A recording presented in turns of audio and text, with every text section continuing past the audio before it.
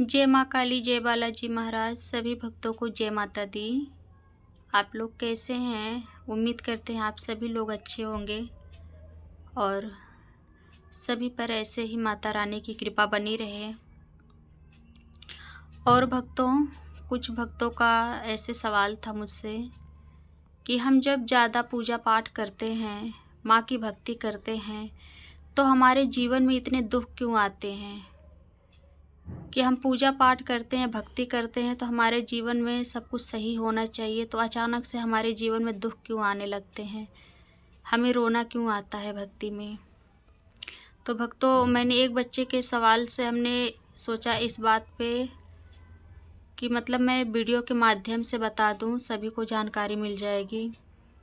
तो भक्तों, जब हम भक्ति लाइन में आते हैं, हम अपना नॉर्मल जीवन जीते हैं, सब कुछ अच्छा चल रहा होता है, और जब हम भक्ति लाइन में आते हैं, माँ की सेवा पूजा करते हैं, तो अचानक से हमारे जीवन में दुख आने लगते हैं। तो भक्तों, बात ये है कि जब हम भक्ति लाइन में आते हैं, माँ की सेवा पूजा शुरू करते हैं, तो माँ हमें दुख नहीं देती है।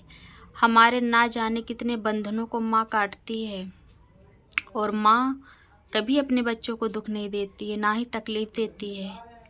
आपको जो दुख तकलीफ़ होते हैं, आपके जीवन में जो उतार चढ़ाव होते हैं, भक्ति में आने से हमारे ना जाने कितने जन्मों जन्मों के कर्म बंधन को माँ काटती है कि मेरा बच्चा मेरी शरण में आया है, तो कोई भी पाप का बोझ मेरे बच्चे पे ना रहे। जन्मों जन्मों के हमारे पाप कर्म, हमारे प्रारब्ध हमारे भक्ति के द्वारा ही कटते हैं। स्थितियाँ बहुत बिगड़ जाती हैं, घर में अनबन होने लगती है। उस बच्चे ने पूछा कि माँ की सेवा तो कर रहे हैं, माँ की पूजा तो कर रहे हैं, लेकिन हमारे घर में लड़ाई झगड़े होने लगते हैं, स्थिति बिगड़ जा रही है। तो ऐसा क्यों होता है? क्योंकि हमारे प्रारब्ध कटते हैं। भक्ति लाइन में आने पे हमारे जन्मों जन्म के कर्म बंधन कटते हैं, और जब ये जन्म जन्म के बंधन कर्म कट जाते हैं, पाप कर्म कट जाते हैं, तो हमारा रास्ता, हमारी भक्ति, हमारा मन पूर्ण रूप से माँ के रूप चरणों में समर्पित हो जाता है। और दुख से घबराना नहीं चाहिए। हमारे कर्म ही हमारे सुख और हमारे दुख बनते हैं। जैसा हम कर्म करते हैं, वैसे ही हमारा भाग्य बनता है। तो भक्तों, माँ की सेवा में ऐसा घबराना नहीं चाहिए। लड़ाई झगड़े होते हैं, अनबन होती है परिवार में। माँ की सेवा करने से माँ सत्य से अवगत कराती है।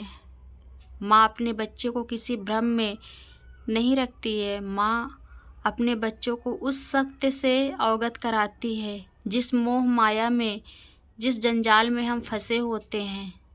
ये रिश्ते, ये नाते, ये दुनिया, ये समाज सब दिखावा होता है, और जो चीज़ हमारे जीवन में हमारे लिए हानिकारक होती है, हमारे लिए सही नहीं होती है, उस व्यक्ति को, उस रिश्ते को माँ हमसे दूर कर देती है। और हमें ये लगता है कि हम माँ की सेवा पूजा तो कर रहे हैं, लेकिन हमारे रिश्ते टूट रहे हैं, बिखर रहे हैं।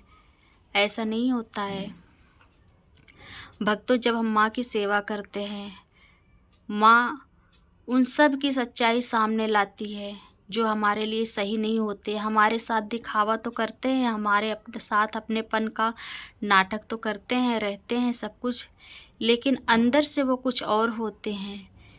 इस सत्य को माँ सामने लाती है कि हाँ, इसकी असली सच्चाई क्या है।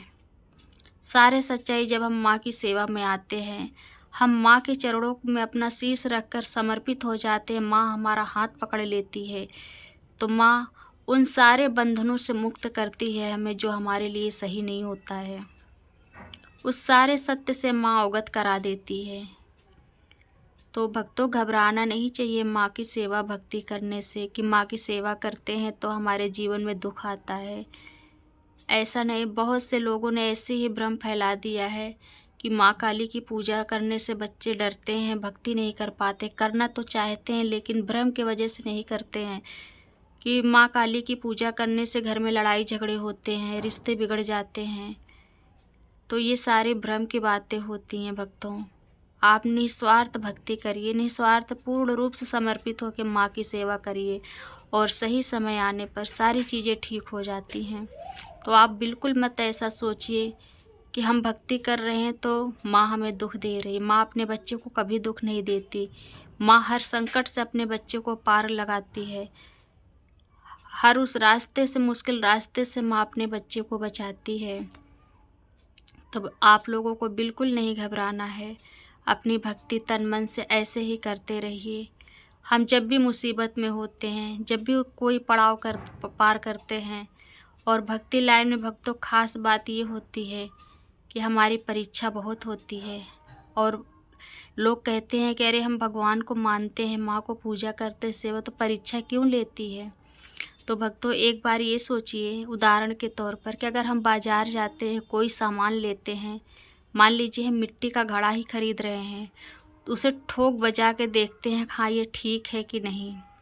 ठीक उसी तरह माँ भी अपने भक्तों को, अपने बच्चों को ठोक पीट के हर उस भवसागर से पार लगाती है और अपने बच्चों को मजबूत बनाती है कि हमारा बच्चा आगे चलकर किसी भी रास्ते से भटके ना, किसी भी मतलब सत्य के रास्ते से भटके ना और डगमगाए ना, कैसे भी परिस्थिति क्यों ना आ जाए, मेरा बच्चा बिल्कुल ना घबराए। तो माँ परीक्षा भी माँ लेती हैं। और इसका ये तात्पर्य बिल्कुल नहीं है कि हम भक्ति करते हैं, पूजा करते हैं तो माँ हमारी दुख दे देती हैं, ऐसा बिल्कुल नहीं है। ये दुनिया भर की केवल भ्रम फैलाई जाती है। और माँ तो जगत जननी है, माँ तो माँ होती है। माँ अपने बच्चे को कष्ट कैसे दे सकती है। बस माँ हमें उस सत्य से अवगत कराती है जो हम अंधकार में अभी तक जी रहे थे। हम जिसे अपना मान रहे थे वो तो हमारा था ही नहीं कभी। जिसके पीछे हम भाग रहे हैं वो कभी हमारा हित कर ही नहीं सकता। तो उस सत्य से माँ अवगत कराती है और उस अंधकार से माँ आपका हाथ पकड़कर बाहर लाती है। तो भक्तों आप बिल्कुल मत घबराइए और ऐसे ही भक्ति में लगे रहिए, माँ की सेवा करते रहिए।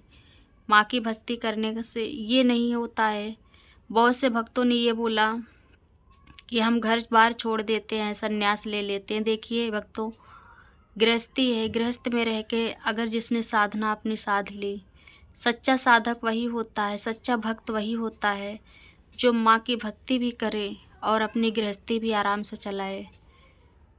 जंगल चले जाना, संन्यास ले लेना ये तो बहुत आसान है, लेकिन गृहस्थी में रह के भक्ति करना ये बहुत ही कठिन होता है।